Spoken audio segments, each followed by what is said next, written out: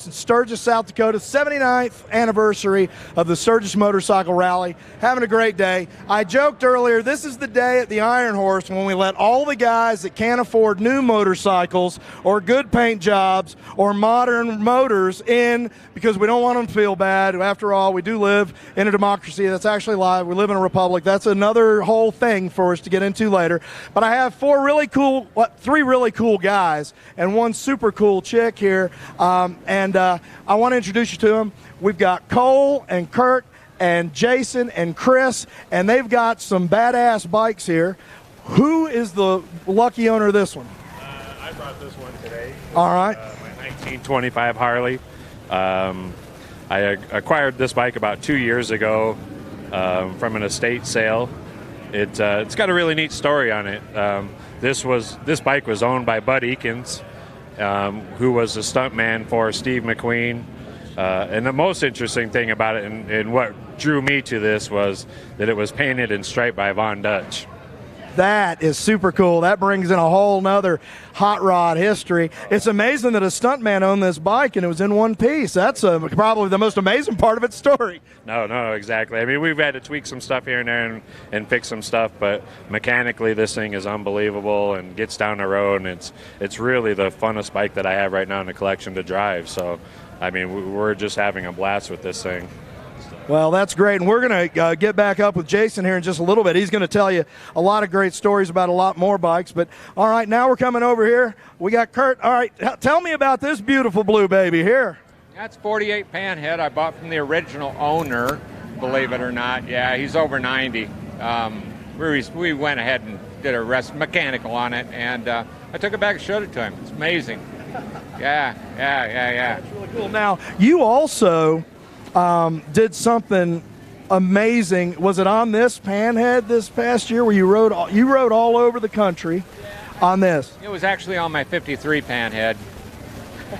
And I live around Peoria, Illinois. I drove up to Portland, Maine, and then drove to Portland, Oregon, and then back to Illinois. It was about 8,300 miles. Oh, that's it, just 8,300. 84 would have been a lot. I mean, 8,400, would have been a lot for me. But 8,300, how long were you out riding? Well, that was the Cannonball run. So the whole Cannonball, I think it was 17 days, and then 4 or 5 days to get out, and a week to get back home. So it was, a good month. Right. And then you went to Mexico with a guy you shouldn't travel with in the States. Who did you go to Mexico with? Me and Joe Sparrow I took my 53 down there. We rode to Cabo, and then we came up to, we put him on a ship, took him to Mazatlan, and drove up through the shitty part, I guess, and they were chasing El Chapo at the same time at the same area. You know what? I took my old lady and my youngest son when he was 17. It was the same time because I had a friend working in an orphanage in Vicente Guerrero. So we went down, and my wife says, "Oh, look, there's a roadblock. The military have this roadblock." And I said, "That's not military." And I reached in the back seat, and I had a case of Snickers bars. And I pulled them out, and I passed them out, and those guys hugged me, and we went on our way. Yeah, they flagged us through, most of them. They couldn't believe we were down there, Yeah, that is great. But so, man, I tell you what, this is an absolutely amazing bike. You are, how long have you just always been into the old bike scene? No, probably at least 10 years I've been doing it. Very heavy after about 13, I got into it real heavy and got involved in this. And well, that's great, man. It's great to have you save this. The original owner had to be thrilled, and we're really glad El Chapo is where he's at, and you're where you're at today. So you can show pictures on here of the original owner. He showed me a picture this morning of the guy that owned this bike. He just sent him a picture of it from Sturgis. Oh, that's got to be a thrill, yeah. So now, Cole, that brings us to you. What have you brought us out here? This looks like a knucklehead. It's a 1942 knucklehead, and I've only had it since April.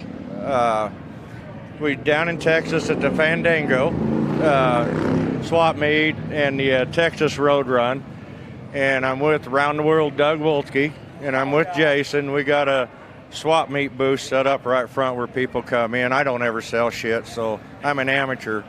But Doug, being a professional swapper, sees everybody that comes in. So guy comes in with a truck and trailer. Doug immediately goes over there. He comes back real fast, says, Jason Cole, come with me. You got to see this before he unloads it.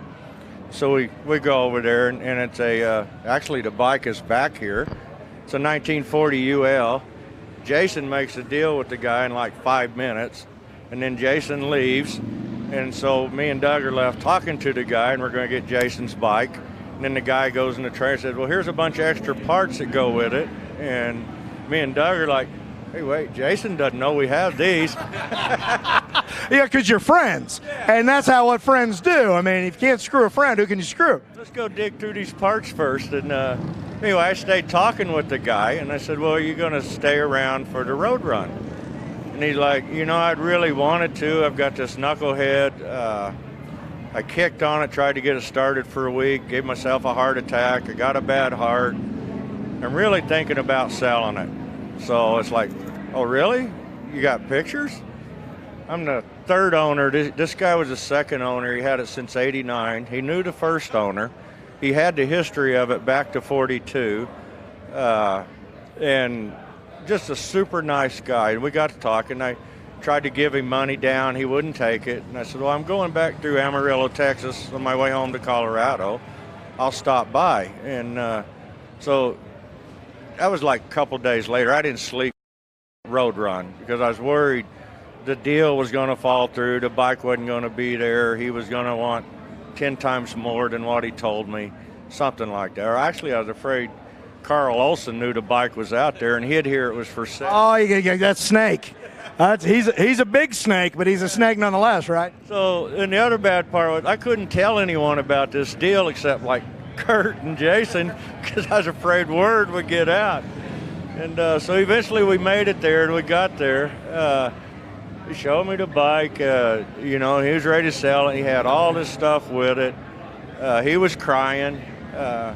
His wife told my wife that he's just really looking for somebody to buy the bike, the right person. And I think back to it when we were talking, he said, I'd really, if I did sell it, and I'm not sure I'm going to, I want somebody that won't change it.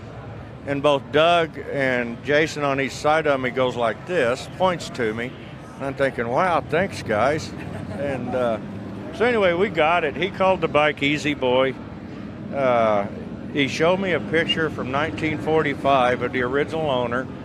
Took it on their honeymoon to Pikes Peak, Colorado, and it's from Abilene, Texas, the bike.